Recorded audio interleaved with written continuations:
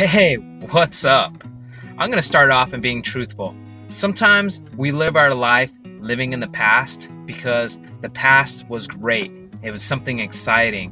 And then when you look at what's going on in your present tense right now, what you're living through, maybe it's not as good as it was in the past. But we need to be going through those emotions and go through to the struggles right of the now in order to have a better future. But when we live our life by having our foot in the past and having our another foot into the future, we're not really living in the present. You need to have both feet in the present, be in the emotions, be in what is going on for you to have a more fulfilled and happy life. Because when you're living in the past, the past is the past. You cannot recreate those emotions and those feelings that you had, and it says because your mind is just creating them and creating what was, and it isn't what it is. When you're thinking in the future, you're just putting an expectation, and when you live with an expectation, it doesn't get you anywhere. All it leaves is disappointment. And when I tell people, when you go out, have no expectation, you appreciate whatever happens. It's so funny because when you have an expectation, it just leads you up for failure and it leaves you up for disappointment. Don't have an expectation. But as an athlete, we always envision what is going to go on in that moment. We envision ourselves in the stage, but what it is, it's completely different. We are going through the motion of that activity. We are trying to create it and control what will possibly happen. We're controlling, saying we're envisioning our outcome.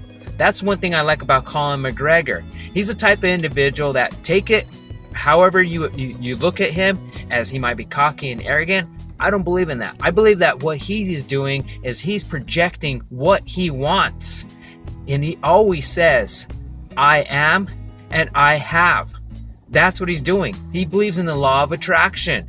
When he is saying something, predicting, saying, I believe this will happen on such and such. And he lives it and he feels it. He surrounds himself with the positive people that have the same emotions and that same outcome, and he just achieves it. And that's one thing I like about him. What he says and what he does are the same thing. He's congruent with that. There are people that are not congruent on the way that they live their lives. And then, hey, ladies, here's another example. What I want to say to you. There are men that are going to tell you so many different things, but if they're not living their life with their actions, hey, you know what? That's a red flag. And guys, it's the same thing.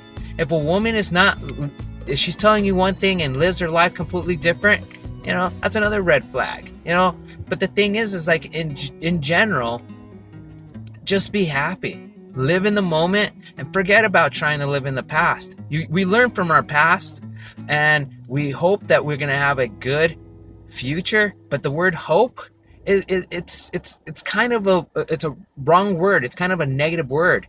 And it says because you're hoping for something, and that's kind of wishful thinking. I always believe in putting it out there. I have this abundance in my life. I am living my life to the fullest. If you change your vocabulary, you change your lifestyle. You change how things are.